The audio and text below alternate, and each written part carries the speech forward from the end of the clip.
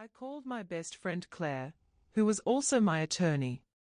"They did what?" she practically screamed when I explained the situation. "I know," I said, my voice hollow. "I've been an idiot." "No, Emily. You've been kind.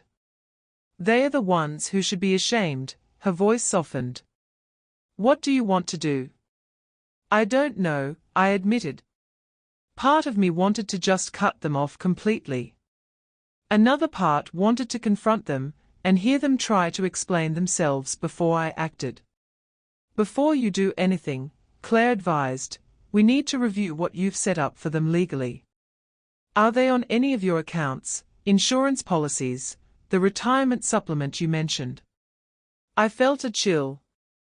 I hadn't even thought about all the ways we were financially entangled beyond the monthly transfers. In the investment account, I'd added them to my premium health insurance policy as dependents 2 years ago. My father's heart medication, which I now questioned the existence of, was covered under my plan. They were also beneficiaries on my life insurance policy. I needed to untangle all of this. "One step at a time," Claire counseled. "First, gather all the documentation of what you've given them, bank statements, texts, asking for money, everything. Second, make a list of all financial connections you need to sever. Third, decide if you want to communicate with them about why you're doing this." As I hung up, my phone buzzed with a text from my mother. "Your father is very upset. His blood pressure is through the roof because of your behavior. We need to talk now." Something inside me hardened. The manipulation was still happening. Even now, they still thought I would fold, that I would come running the moment they mentioned a health concern. Not anymore. I opened my laptop again and began taking screenshots of every monthly transfer, then started a document titled Family Financial Support 2018 to 2023, and began listing every supposed emergency, every sacrifice I'd made. By the time I finished, the document was 12 pages long. The truth was inescapable. I wasn't just hurt, I was done.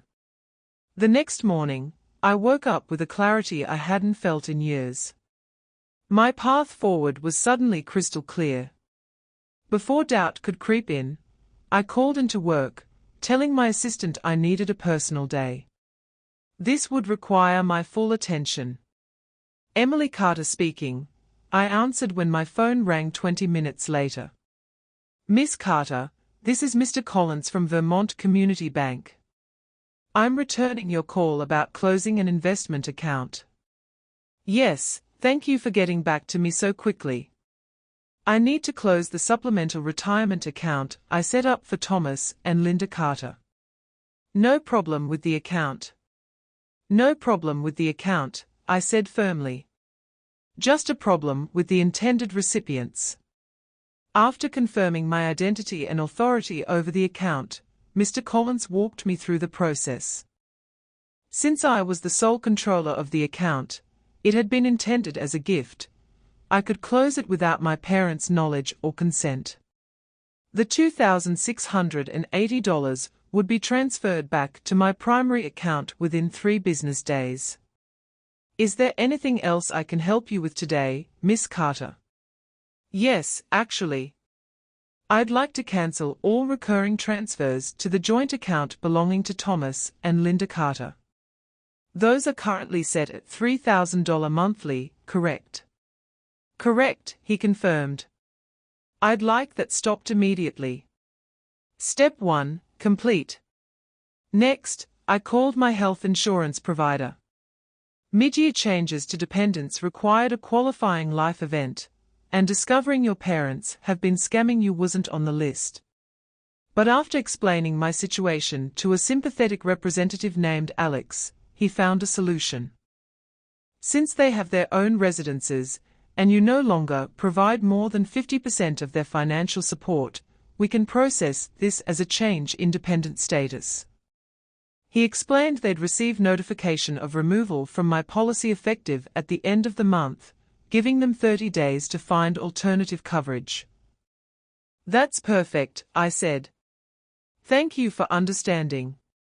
Family situations can be complicated." Step 2. Complete. The life insurance policy was even easier.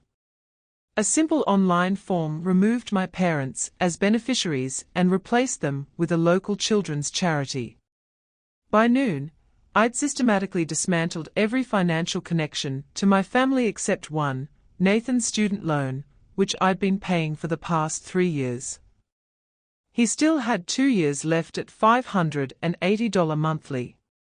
That one gave me pause. Nathan had participated in the deception, but he also seemed genuinely remorseful. Had he been pressured by our parents, or was he just sorry he got caught? My phone pinged with a text from Nathan. "Mom and Dad are freaking out. Dad says his prescription refill was denied at the pharmacy. What did you do?" That answered the question.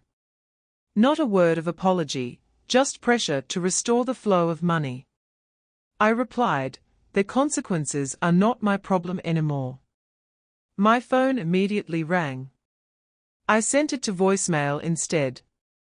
I opened my email and composed a formal letter to my parents, attaching the 12-page document.